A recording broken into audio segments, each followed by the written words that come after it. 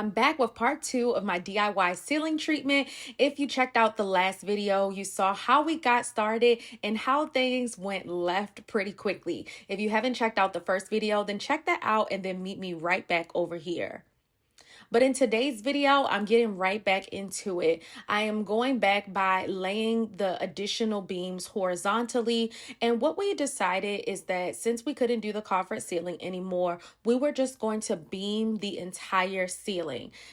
My husband was out of town for work this week, so I was doing this solo, and it took me a few days to complete it. Now, something else that I'm doing as I'm laying each beam is I'm taking some wood filler and putting those over the nail holes. My husband's back and it's time for some electrical work, so I gladly stepped aside. I did leave some space and I didn't completely install all the beams because I knew I needed to make space for the chandelier and this molding that would go around the chandelier. We just adhered that with some liquid nails, and then Henry did his thing by installing the chandelier. We went with a semi-flush mount. Our ceilings are only 10 feet tall, so we didn't want something that was overly big or protruding when walking into the house. This is what the ceiling and the chandelier is looking like so far. I did have to custom cut 2 of those beams that are leading into the molding just so that they could be on an arch, just like the circular molding. The last beam that I had to lay is actually a beam that is surrounding one of our fire sprinklers. Now remember, this project did not go according to plan. My initial plan was to completely stay clear of the fire sprinkler as well as the ceiling mount.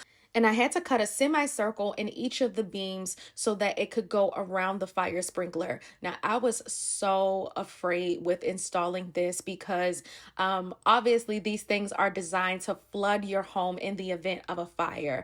I was literally so scared, guys. And instead of using the brad nailer to install the piece of wood the entire way, I actually used the liquid nails again to hold it in place. And I only install a brad nail very far away from the sprinkler.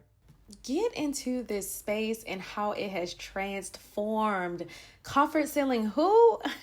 I do not regret anything that we did in this project because it brought us to this. I love how the beams lay up against the picture frame molding. Oh, this is just a chef's kiss.